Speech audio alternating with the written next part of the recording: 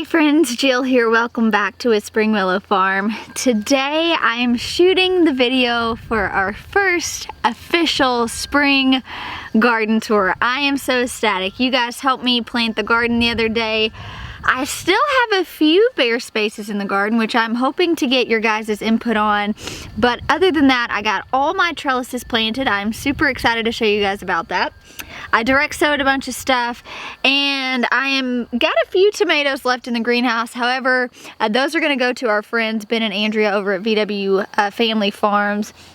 And so really I don't have anything in the greenhouse anymore waiting to come out. So the few bare spots that I have in the garden really just need to be utilized by something that I can direct sow, and it's not gonna take very long to get up.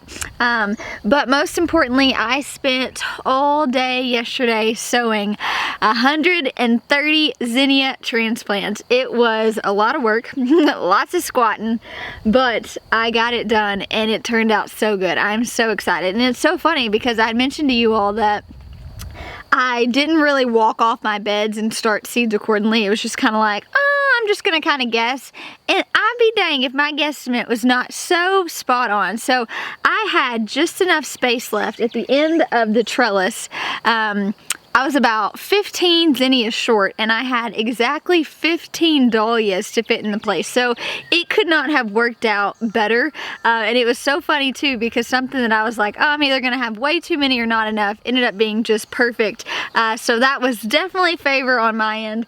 But now that the sun has gone down, I cannot wait to just walk you guys around, show you the zinnia patch, tell you what I've got on my arch trellises, and officially walk you through a pretty much planted garden. I'm so excited, so let's get started. All right, so let's check out the trellises first. Now nothing, well, some things are up, but for the most part, a lot of these trellises I just direct sowed just a few days ago. So nothing has popped up yet, but on this first arch trellis, I did red Chinese noodle beans on this side and then just your regular green Chinese noodle beans on this side. And so I didn't grow any last year, but I grew them before, the year before that. We didn't really cook them well, so we ended up not eating a ton of them, and I kept thinking these are so beautiful, I wish I could figure out how to cook them better. Now we eat a lot of beans and peas and things like that, so I think that it would just kind of flow better with what we cook on the daily basis now, versus that's not really primarily what we were eating a whole lot of in years past. So that's what this first little trellis is here. Obviously, this trellis right here, you guys planted with me. We have our Armenian cucumbers and our striped Armenian cucumbers. And then over here, I just decided to do the dang thing. So I have got my tromboncino squash here, and then I've got a peach jewel nasturtium here and Alaska red shade nasturtium right down there. So my hope is that this is just going to be the most beautiful arch trellis, that the nasturtiums are going to bring all the pollinators, and it's just going to be this beautiful thing. So fingers crossed that works well. Here I have my really loud witch hives. And then over here I've got my bean trellis, which you guys have seen that. I showed y'all that the other day when I was planting the garden. Everything's coming up nicely. All of the beans have officially sprouted, so that is super encouraging. And then the last trellis in the garden is this double trellis beauty right here. And this is the center cut squash. So I've got one here, one down there, and then one here and one down there. Now those of you who may not be familiar with when I started these, they are called center cut squash. I got them from Row7 Seeds. I'll leave a link down in the description. They do not have a lot of seeds available at all. However, they do these wild crosses. So the center cut squash is a cross between the tromboncino and a just regular zucchini. So it will have the color and the shape, like that trombone shape of the tromboncino squash. However, it is not supposed to get bigger than a zucchini, which is going to be much more ideal for cooking, I think, from a selling aspect, which I'm not going to be selling a whole lot this year, but maybe in the coming years, if I get ready to sell again, and the flavor's really good and it's a good producer, I could see that selling a lot better than those huge long Transplantinos. Now, Transplanting squash will always have a place in my garden. I think it's magical. I think it's so cool. One squash lasts my family for a very, very long time. We just kind of cut it up in sections and stick it in a reusable bag, and it lasts really long and it just tastes really well. We actually even eat it raw with some sort of dip like a hummus or ranch or something, and then obviously we cook it as well. But a friend told me about these crosses and I just knew I had to try it. I was like, if it's anything like the Transplanting, I want to give it a try. And that is one, negative thing about the Transplanting would just be the size of it. So I am really excited. They do have some other really cool crosses if you guys want to go check them out. Speaking of squash, I have planted the Transplanting squash, which will produce a ton, the center cut squash, which I'm hoping will produce a ton, and then in this bed right here, which was originally going to be a flower bed, I'm glad I didn't do that now because I didn't actually start enough flowers. I've got zucchini, so these are all zucchini except one in the middle. I've got a round zucchini. I have another variety that doesn't get really big. And then this squash I actually bought from the plant sale, and it's called a Zinnia squash, I believe. It looks like a regular yellow squash, but at the tip of it, it's actually green. And it sells really well in my area, which of course I'm not selling like I mentioned, but I thought this would be a good time to try this and see how it produces and take notes for the future. So that's the only one of these I have just as kind of a reference for myself. And then the rest of these little guys are zucchinis. So you can see here, I have got not quite half, but a good portion of this bed left that I have nothing to plant in it, which is where I really would like your guys' input. I would love some suggestions on what to put in there. I cannot let a bed go to waste. However, we are just kind of switching gears this year, and so I don't have any extra flowers, so we have direct sowed like rutabagas and radishes. I'll show you guys where those are at in the garden, but I really would like to grow something there. I have thought about, because I still haven't planted my sunflowers, I thought about doing this back end with just some rows of sunflowers, because usually I end up pulling out my squash and zucchini just because of squash bugs and things like that. So I'll get a good decent harvest off of it, but then I'll rip them out. So in the past, when the squash bugs have taken over, I have just had another plant ready and just started over. I'm not gonna do that this year just because the squash bugs were so bad that we do, buy squash and zucchini every single week, so it is worth it for me to grow it. However, I'm not really sure what I'm gonna do once these just get overtaken and we end up removing them from the garden. So I would love some suggestions down in the comments on what to plant. Like I'd mentioned, I have almost any seeds you could think of. I could potentially even do some more like bush bean varieties or something in there. I'm not really sure, but the options are endless, so let me know guys. And then over here, I showed you guys the other day, my garlic bed and random lettuce bed. It's doing really well. It's kind of just taken off. All my red leaf lettuce looks good. My spinach is nice and big. I've been coming out here and harvesting leaves, a couple for breakfast, and my celery is probably what I'm most excited about. So the kids eat celery raw with peanut butter and nut butters, but we juice a whole lot this time of year. It's just really refreshing. So I thought, you know what, I'm gonna grow these. I've never really had much luck starting them from seed, so I just bought these from the farmer's co-op, and so far they've grown a lot. And then the garlic is doing pretty stinking good. Oh, naked baby. And then I also have lettuce, spinach, beans, all sorts of stuff over there in the green stalks as well. Check out the strawberries. I think the life cycle of a strawberry is just the coolest thing ever. I saw some, oh, look at these little guys. Yes, these are so cute. These plants are just loaded down with berries. June, can you say, oh my gosh? So that is super exciting. Oh, we don't pick it yet, okay? You gotta wait. Okay. So this thing is just beautiful. I cannot wait. You excited, June? Mm-hmm. Oh, you gotta leave it on there, okay? I've got my onions in here. These were extra onions that I had. I'm going to add some compost on here this week. And then, of course, we still have not harvested this huge rutabaga. It is on my list to ferment. It has been on my list to ferment for, well, several weeks now. So maybe that'll happen this week, but this bad boy's got to get out of here. Check that out. It's so crazy. I still have my ginger in the greenhouse, but I moved most of the grow bags outside. It was just getting so hot in that greenhouse, and they were really starting to have a problem. So I moved most of them out here. I think I may have like a couple peppers in there I haven't moved out yet, but I'm working on it.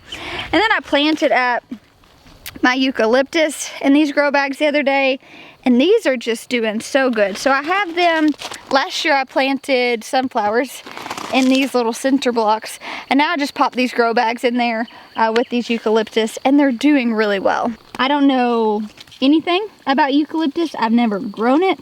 I don't know that it will grow in this grow bag, like as far as long term. But I think if I can keep it alive until I can find a permanent solution for it, that will be really cool, because I do think eucalyptus is really pretty. And then I just threw some over here. So here's one of the surprise peppers we don't know. Here's some goji berries, my basil, just to try to attract some pollinators over here. And then I've got this random situation going on. Another rogue pepper, some more peppers, some more goji berries, and then a marigold. So I would love to do something with this space. I'm just so lost on creativity, which is kind of odd. That usually doesn't happen to me. So right now, I've just got them plopped down there until I can think of a good solution. I don't know if anyone else is like that. Sometimes my brain just is nonstop. I just have like so much creativity, so many ideas for the garden, and then sometimes I'm like, I got some extra space. What am I supposed to plant? And I'm like, it'd be really cool to do something with all these grow bags in the garden. And so my brain's just mush sometimes, and sometimes when I think of these really cool ideas, I need to be better about jotting them down. That way, even though it's not practical then, and I may not, can apply it right then, I can go back and reference in instances like this on, oh, you remember when you said you wanted to do this? Like, now you can apply that. Maybe I'll get better at that. All right, so this bed right here, I've got the onions bordered all the way around, and then it stops for the beans, and then they border again. I did end up putting a diamond eggplant out here, and the sweet pepper, and then I just threw some lime basil in the corner. And then the plan I kind of laid out was that this bed and this bed would be slicers and cherries, and then the other two beds would be my, most of them would be the determinate paste tomatoes. So I've got the black from Tula right here. These are just, I've been coming out here watering them. It's so hot. I mean, it was like almost 90 degrees here today. So that's kind of what is going on here, is just they really need some water. I've watered them several times. It's just I need to mulch all this really well. Also, we have the blueberry cherry that made their way out. We've got the hillbilly potato leaf, and then what is that? The yellow pear cherry. And then I have this area right here that I'm going to be putting beets in. So I'm not selling near as much this year as far as produce. I am selling the cut flowers, but there is a small little produce stand just right up the road for me that I am going to sell some things to. The beets, they came over a couple weeks ago and asked me to grow some specific things, and the beets were one of those. So I have these beets, it's the bull's blood, the early wonder, just kind of your typical beets. I brought them outside because they were getting roasted in the greenhouse, and I didn't think they were going to end up making it. And so these are going to be what I plant over there. I do transplant out beets, which I know is odd, because I would tell you direct sow all your root vegetables, right? Like, that's what makes sense. In years past, I've had a really hard time with direct sowing beets, and I don't know why, because I can direct sow turnips, radish, rutabagas, whatever. And one year, I really wanted to try to maximize one of these beds with beets. And so after talking to a friend, he told me that they transplanted out all their beets on their farm. I thought that was wild. I didn't even realize you could do that. And I planted them out, and I had the best harvest of beets ever. And so it's easier for me with these little seedlings. Y'all know that I prefer to put things out and lay out everything. It was easier for me to kind of maximize that once they were already kind of established. I think last year I let them get a little bit bigger than this, and then I moved them out, and they ended up doing fine. That's why I am, you know, already bringing them out here, kind of letting them get adjusted. The ones that are going to die off have already died off. But overall, they're doing pretty well. So that's my plan for the end of that bed, and then this first bed will be completely filled. And the bed I'm at now, I have planted some more slicer tomatoes. We've got the variegated Cherokee purple on the end. This looks like a Kellogg's breakfast. We've got the German Johnson red, more blueberries, Wild Boar Farms pink boar. This was the only one that came home with me, and I'm so glad it did, because I really wanted those in my garden. And then that's the variegated Cherokee purple. So all right here, I have sowed daikon radishes. And then over there, we've got peppers, basil, and peppers. And then I sowed some rutabaga right here. And hopefully that'll be coming up pretty soon. I love growing radishes. I love eating radishes. We eat them raw, we eat them with hummus, I pickle them and ferment them. They're so versatile, but the best thing, in my opinion, about a radish is how quick it is from seed to harvest. It's like 23 to 30 days, like seed to harvest, which is great because I can use that and fill in a lot of space in the garden. So I can, you know, do rows and rows, and I'm going to be harvesting those before my tomatoes are even like, they're even close enough to be, you know, competing for nutrients and things like that. Even over here in the bed I'm about to show you, I have my Salvanova lettuce that is still in here from last spring, and I have literally just planted my tomatoes around these because I will have harvested for the last time off of this Salvanova lettuce before my tomatoes are big enough to where they're starting to like really compete for nutrients in the soil, and it becomes a problem. In the tunnel that I used to grow in, we did tomatoes, and then the plan was to plant lettuce on the other side of that. So I really want to encourage you guys, if you are dealing with a small space and you're growing in a small space, try to figure out those things that you can really maximize production on, and those things that you can sneak in there. Like, could you grow, you know, tomatoes and then have the lettuce? That way the tomatoes are providing some sort of shade to the lettuce, and they're actually able to go longer, and they're not worried about like all the fighting of the nutrients. Radishes, you can throw them in anywhere, and you're harvesting them before you're even having to worry about the other crop producing.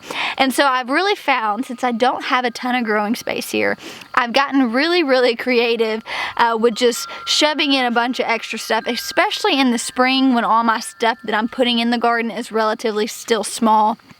Obviously, my tomatoes are small, my peppers are small, they're not big yet, so I've kind of got that freedom to play around a little bit, and I really do like that.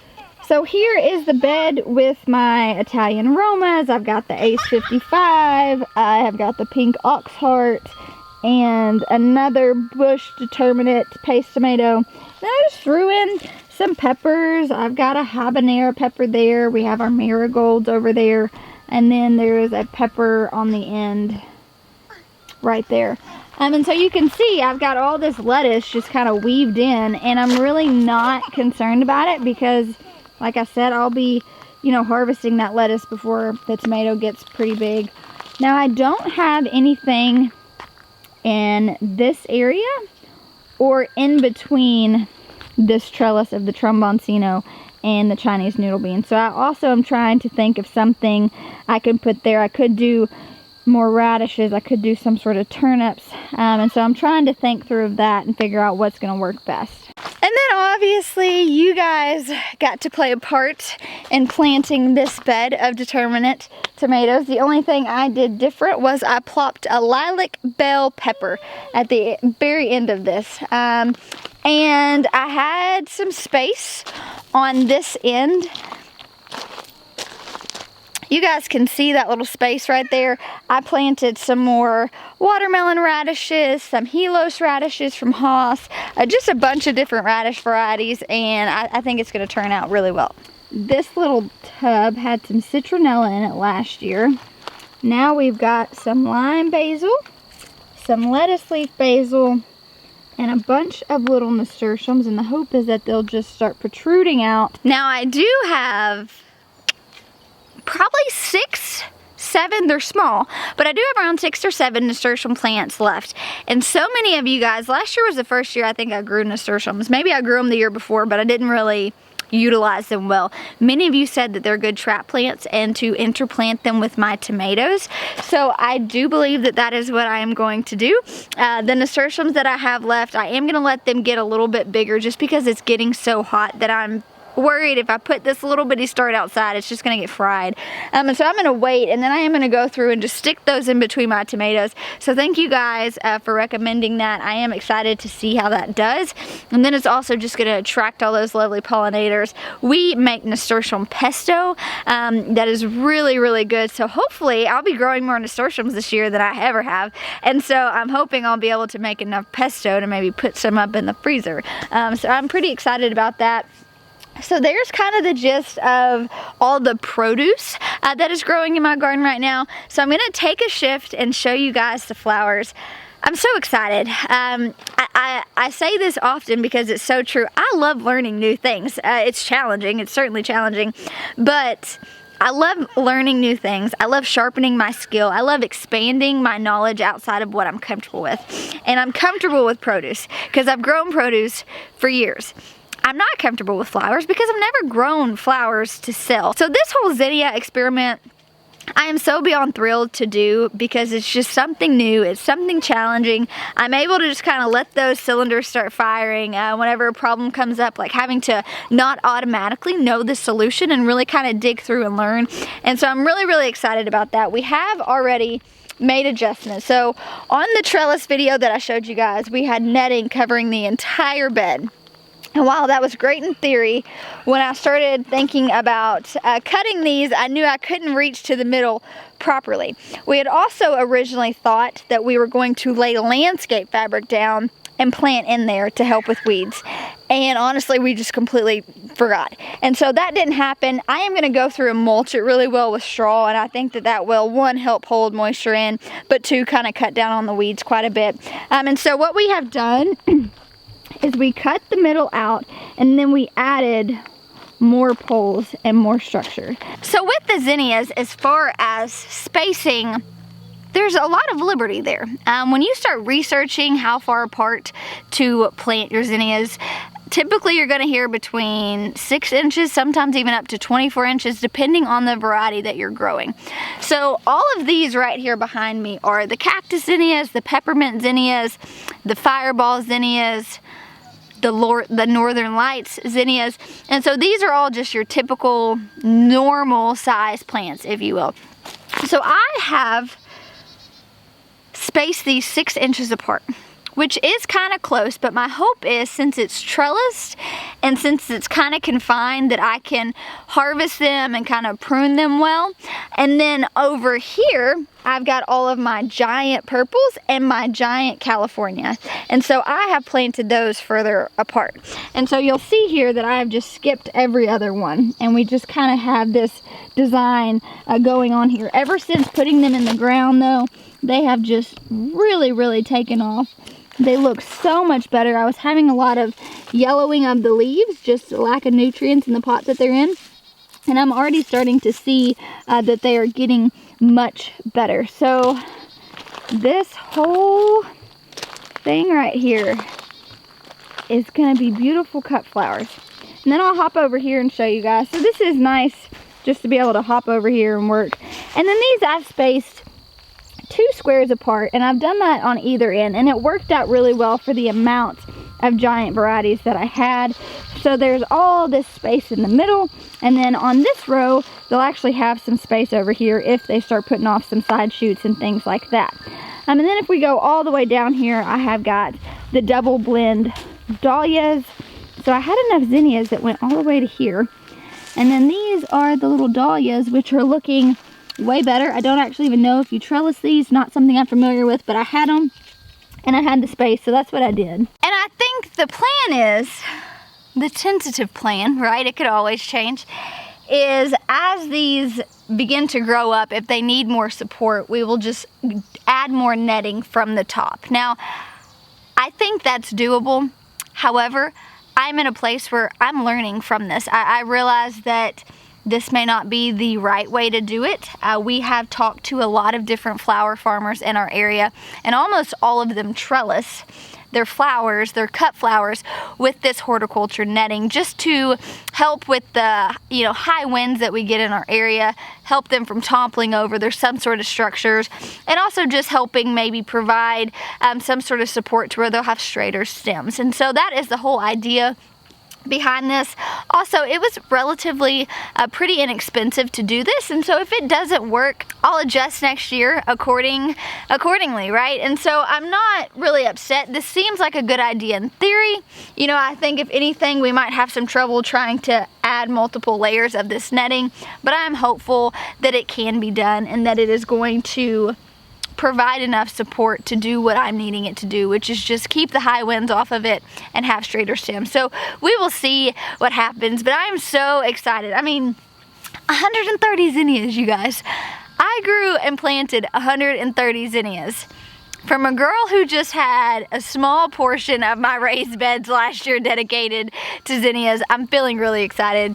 I told Nathan, I was like, the only downfall to this, and it's kind of a double-edged sword, right? Like, we put things in the garden to attract pollinators, but y'all know how I feel about bees. I'm like, YouTube, my friends on YouTube are gonna see some crazy dance moves this summer, because I already know the amount of bees that are gonna be in this area. It's gonna be wild. So I am just praying to the Lord that nobody gets stung in the process of trying to figure out this whole cut flower garden. Regardless, I'm gonna say, even if I do get stung, it's gonna be worth it, because how cool. But you guys have helped me plant and you helped me start all 130 of these zinnias. That's so crazy to me. I love my life. I love that I get to take you guys along for this wild journey of just living out my dreams and figuring things out, and the liberty that comes with figuring things out.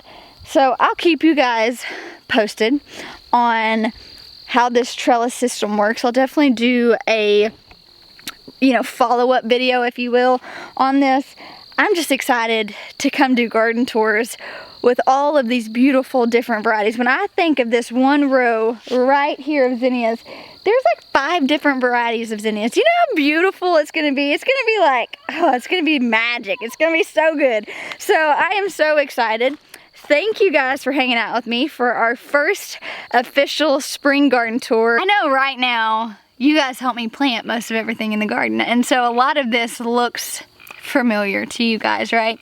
But the zinnias I definitely wanted to show off to y'all because I was so excited. And in the next few weeks, as we continue to do these garden tours, it'll just be so cool. I love to come back and reference these videos and see where I started and all the growth that happened throughout the season. I really encourage you guys to, if you don't do YouTube for your own personal records, if you grow a garden, I really encourage you, take pictures from like start, the middle, the end, video it. It's so awesome to be able to come back and reference that. I have so many amazing pictures in my garden where I'm like, wow, I did that. And it gives me good ideas moving forward, like, oh yeah, that was not good. I should not have planted that next to each other. For me, it's just a really good way to keep up with notes and reference things. Sometimes I have to go back through and watch my own videos because I'm like, okay, what did I do last year? Do I want to do that? Do I want to change it? So it's just really good to kind of have that information on hand. Thank you guys so much for hanging out with me today. I'm so relieved summer's here. I mean, I'm just gonna say we're skipping spring and summer's here. It was like 80 today. It's hot. My tomatoes are in the ground, so that officially means that it's summer season in my mind, and I'm here for it. So thank you guys so much for hanging out with me. I'll talk to you soon.